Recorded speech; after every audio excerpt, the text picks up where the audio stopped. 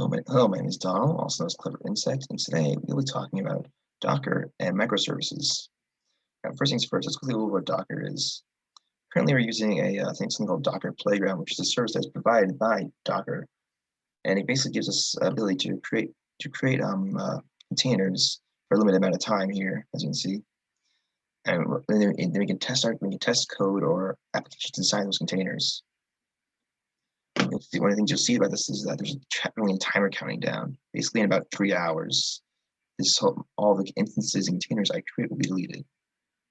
Again, Docker is a tool. Basically, Docker is a tool that allows developers to experiment and create with any tool, application, and in any environment to deploy it in. And it does this by creating containers, like I mentioned before. Containers are a software that allows users to create apps in isolated environments. So basically, anything you test inside that isolated environment won't have any effect anywhere else, only in that one singular environment. This is very useful for things like this is used for things in microservice architecture, which sort of uses the same thing. We'll talk about more about that in a little bit. Now let's create a new instance. Now here's our first instance here, the node and all that. Now let's quickly get a code to run in it. I have to click Control-Shift-V for some people. That's for me. Some people have to click Control-Shift-V in order to paste something into Docker. Some people just Control-V, but I just have to use Control-Shift-V. And notice here the command I put in. It's Docker run 80 nginx. Nginx is like a tool or software that is used to create simple, fast, and reliable static websites. Now you can see here the 80s represent the ports we'll be using, and the P represents the fact that it's public. Instead, we go to open port, we'll go to 80. I'm sorry, hold on, I'm getting a little ahead of myself. Yeah, we go to open port, and it'll be 80. And here we go, welcome to nginx. Here's something interesting though. If we delete this instance, back here, we reload.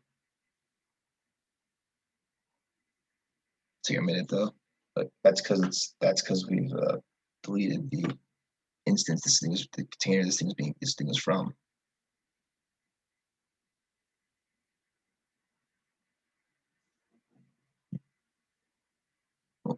Well, we get it. Well, I think we get the idea that it's not going to show the same thing as before. Return here and create a new instance.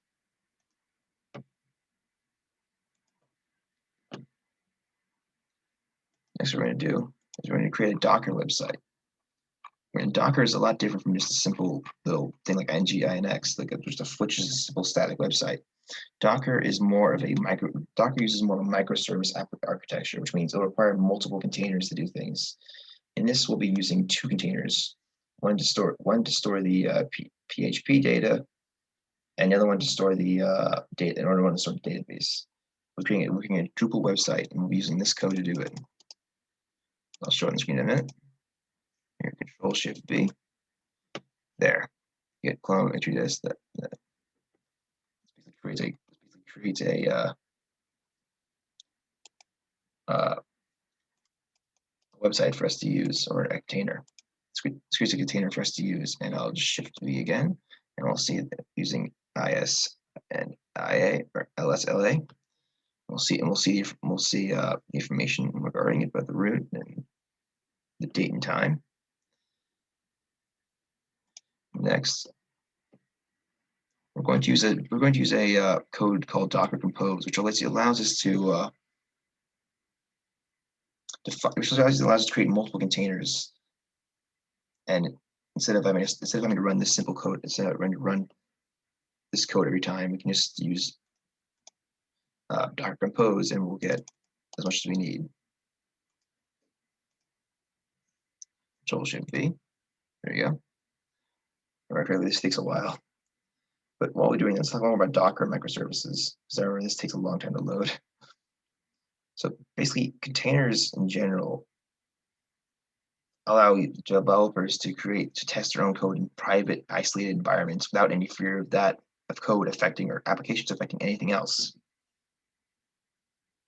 And currently, Docker is the standard for building containerized apps, and it's used by most developers worldwide.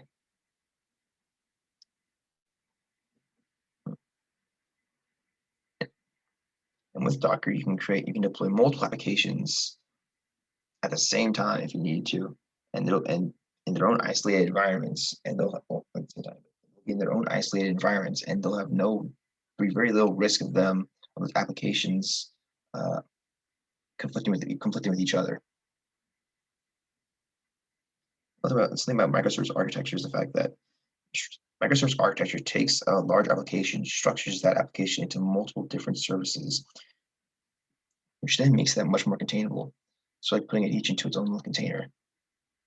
And this is very useful with large, complex applications.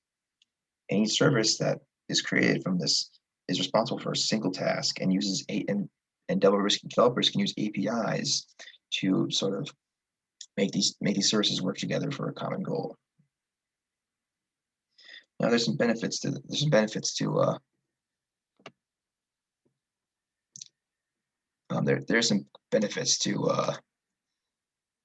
Microservice architecture. It's very easy to scale up, and most big companies right now are just moving towards it.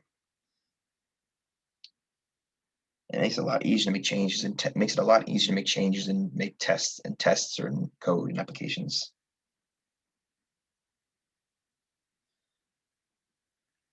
And one more thing positive thing about it is the fact that if one of the services were to fail, it wouldn't bring the entire application down with it. It'd only affect that one service because it's isolated. Because like I said before, it's isolated. So anything that happens to that service only happens to that specific service. It doesn't bring the entire system down with it.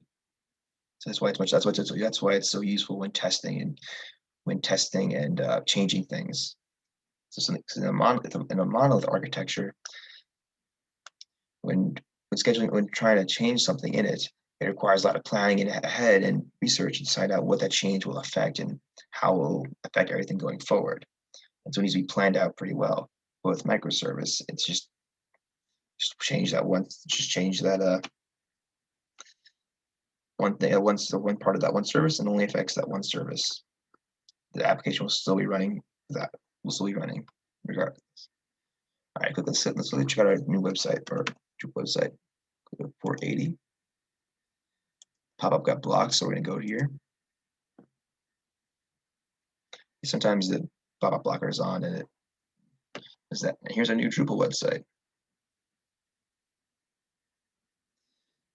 Let's continue. I'm not gonna go through the whole thing here, but you get the idea. It creates an entire website for us to use. Uses multiple containers to store the information and all that. However, I do have to mention there are some downsides to microservice architecture. One of the main things that is because it's so large and complex, it's difficult to manage with a small team. You need a large team of experts who have experience working with microservice architecture. And not only that, but it is difficult to make overarching changes to it because each service is, like I said, isolated. So if you want to make a major change to it, you need to, and that includes multiple services, you need to write that change into each single service one at a time. But that's very different. That's very different from monolith architecture, which requires only one deployment, which requires only one new deployment and one change. Because in a monolith architecture, if it doesn't really it's not the same thing where each service is divided up. It's all the same. It's all in the same code or database. So in a monolith architecture, if you're trying to change something in it, it'll affect the whole thing, and you only have to deploy it once to set it up.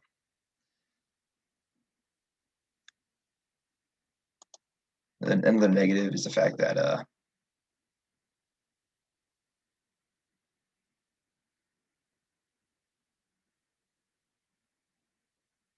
The problem is that because again it's all isolated systems, it does require that each system and connections are made between modules and databases, so that between databases. And again, you need people who understand how to do that and how to work with microservice architecture in order to be able to do it. Yeah. And that is all. Hope you enjoyed the video. Thank you so much for watching, and hope you have a good night.